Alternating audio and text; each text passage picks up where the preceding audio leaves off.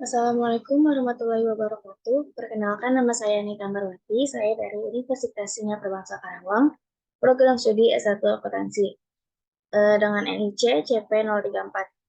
Di sini saya akan menjelaskan apa saja navigasi yang ada pada ODU 16. Pembahasan yang pertama yaitu cara membuat database. Di sini saya sudah masuk ke halaman login pada Odoo 16 menggunakan SOL atau server Odoo lokal. Kemudian di sini kita bisa klik bagian mengelola database. Kemudian di sini saya sudah ada database sebelumnya, tapi di sini saya akan menjelaskan bagaimana cara membuat database tersebut. Kita create database. Kemudian di sini terdapat master password, database name, email, password, phone number, language, country, dan demo data. Untuk master password di sini kita bisa isi master password yang telah diberikan pada saat menginstal Odoo. Jadi kita harus ingat-ingat atau kita catat master passwordnya itu seperti apa. Setelah kita udah tahu, kita bisa masukkan master passwordnya di sini. Kemudian database name-nya kita bisa masukkan sesuai dengan kita aja. Sini saya akan masukkan untuk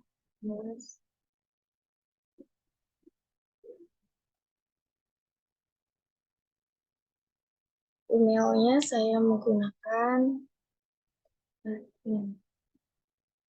untuk passwordnya.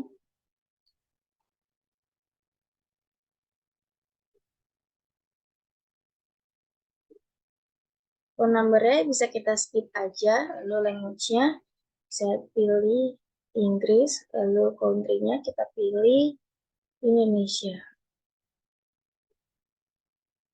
Kemudian kita bisa klik demo data. Selanjutnya, setelah klik demo data, kita bisa klik continue. Setelah itu akan masuk ke halaman login lagi. Kemudian sini database-nya sudah terganti dengan database yang tadi kita sudah buat. Lalu kita bisa masukkan email dan password yang telah kita isi pada bagian database tersebut. Emailnya, ini passwordnya. Kemudian kita klik login. Nah, setelah login akan muncul tampilan seperti ini. Tandanya kalian sudah masuk ke dalam aplikasi Odoo. Untuk pembahasan view chart, kita harus membuka salah satu modul, yaitu di sini kita akan membuka modul purchase dengan cara kita klik home menu, kemudian kita pilih purchase. View chart di sini terdapat pada bagian kanan sebelah sini. Sini ada list, kemudian Kanban, pivot, lalu graph, lalu kalender, dan activity. Nah, jadi kita akan melihat navigasi view chart ini seperti apa. Coba kita buka untuk yang list. Yang list tampilannya seperti ini. Jadi list itu adalah fitur yang menampilkan item-item dari sekumpulan daftar yang tersusun berbaris ke bawah atau ke samping dengan tampilan yang dapat di-scroll. Jadi list ini dia akan ke samping dan ke bawah. Kemudian kalau untuk Kanban view tampilan seperti ini, yaitu Kanban itu akan menampilkan catatan sebagai kartu di tengah antara tampilan daftar dan tampilan formulir yang tidak dapat diedit. Ini kita lihat lagi untuk tampilan pivot table. Nah, pivot table ini tampilannya seperti ini, yaitu untuk merangkum, mengelompokkan, mengeksplorasi, mempresentasikan, menghitung, dan menganalisa data. Lalu untuk view selanjutnya yaitu graph view. Di sini kita bisa lihat dia berbentuk seperti grafik. Graph view ini bentuk tampilan grafik yang memberikan tampilan grafis dari data dalam bentuk diagram batang. Nah, ini diagram batang. Lalu ada diagram lingkaran. Kemudian ada juga diagram garis. Seperti ini. Selanjutnya, kita bisa lihat kalender view. Untuk kalender view tampilannya seperti ini. Dia itu menyediakan garis waktu, tampilan, jadwal untuk data, dan juga menambahkan catatan sebagai acara dalam kalender harian, mingguan, ataupun bulanan. Lalu untuk fitur aktivitas, kita bisa melihat kita mempunyai aktivitas di tanggal berapa aja. Di sini kita lihat ada email, tanggal 14 Maret, to do, atau yang harus dilakukan di 9 Maret, 14 Maret, dan 19 Maret. Oke, untuk view chart, karena sudah dibahas semua, kita langsung ke pembahasan selanjutnya, yaitu membahas tentang activate the develop mode. Activate the develop mode ini kita yang pertama harus klik menu, lalu kita bisa klik setting. Setelah muncul seperti ini, kita bisa scroll ke bawah untuk mencari activate the develop mode. Nah, sini di bagian developer tools, kita klik aja yang atas activate the develop mode. Nanti setelah diklik akan muncul kumbang kecil. Nah, kumbang seperti ini tandanya kita sudah mengaktifkan fitur develop mode. Jadi fungsi untuk mengaktifkan develop mode ini yaitu agar kita memiliki akses penuh terhadap semua fitur yang ada di aplikasi Odoo ini, jadi terutama bagi seorang administrator. Selanjutnya kita ke pembahasan berikutnya yaitu view metadata. Nah, untuk melihat metadata ini, caranya itu kita harus mengaktifkan fitur develop mode yang tadi. Karena kita sudah mengaktifkan, setelah itu kita bisa buka salah satu modul. Karena metadata ini hanya bisa dilihat pada tampilan form. Jadi kita coba buka modul inventory.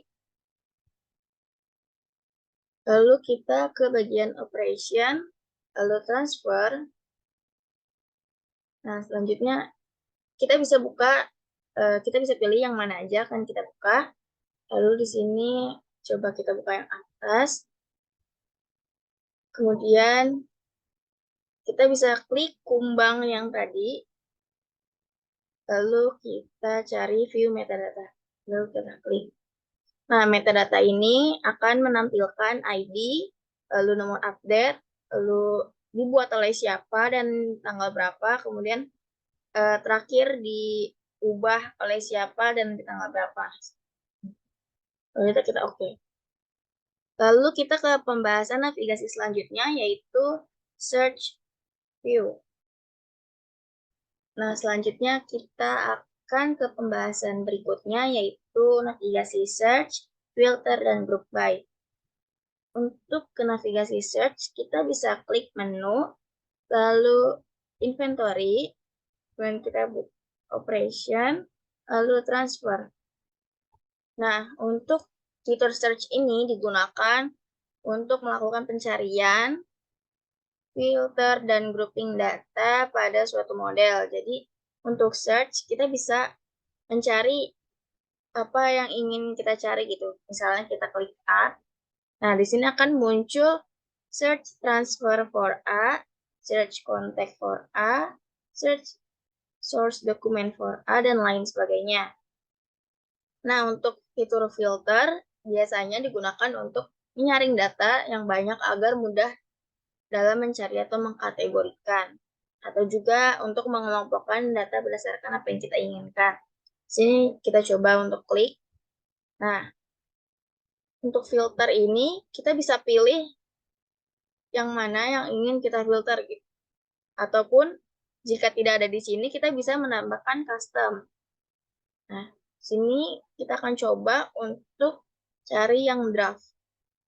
Kita klik, nah kan muncul tampilan seperti ini. Tampilan draft sini semuanya statusnya itu draft.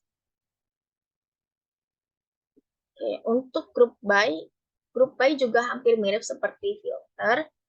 Jadi group by ini biasanya digunakan untuk menghasilkan kelompok dengan menghilangkan data yang sama dalam satu tabel. Jadi di dalam satu kolom itu terdapat beberapa data yang sama, maka data yang akan ditampilkan itu cuma satu. Contohnya kita bisa lihat di sini sudah ada grup-grupnya yang sudah disediakan. Jika tidak tersedia, maka kita bisa mengcustomnya. Lalu kita akan coba untuk operation type. Nah, di sini akan muncul tampilan seperti ini. Ada reference, kontak, schedule date, source dokumen, company, dan status. Untuk operation type-nya di sini terdapat receive, lalu delivery order. Selanjutnya kita akan masuk ke pembahasan berikutnya, yaitu date format dan separator. Untuk pembahasan date format dan separator, kita bisa klik menu, lalu kita ke setting. Nah, setelah ke setting, kita bisa pilih translation, lalu language. Nah, selanjutnya akan muncul tampilan berbagai negara di sini. Kemudian kita bisa pilih salah satunya. Sini akan memilih Indonesia. Kita klik. Lalu date format dan separator ini fungsinya itu untuk mengubah format tanggal sesuai dengan ketentuan perusahaan. Atau juga bisa mengubah separator, diantaranya kayak separator nilai uang yang ingin diubah. Misalnya ini dari koma, kita akan ubah menjadi titik, seperti itu. Dan kemudian di sini juga terdapat legend-legend arti dari format tersebut. Nah, di sini kita akan coba mengubah desimal separatornya. Kita ubah menjadi koma. Lalu thousand separatornya ubah jadi titik. Untuk date formatnya kita bisa lihat legendnya di sini kayak seperti contoh dan artinya.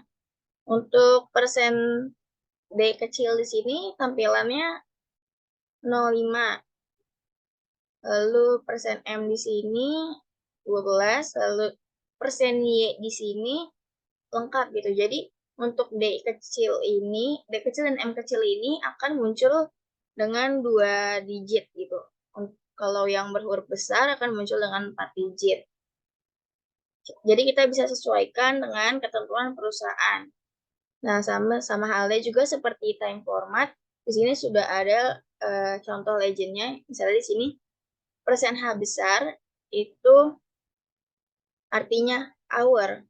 Jadi 24 jam dia menggunakan 24 jam bukan yang 12 jam. Nah, untuk yang 12 jam itu menggunakan legend persen I besar. Lalu untuk persen M besar di sini artinya itu minute atau menit. Kemudian persen S besar ini artinya second atau detik. Jadi untuk persen H besar, persen M besar, dan persen S besar itu tampilannya akan seperti ini.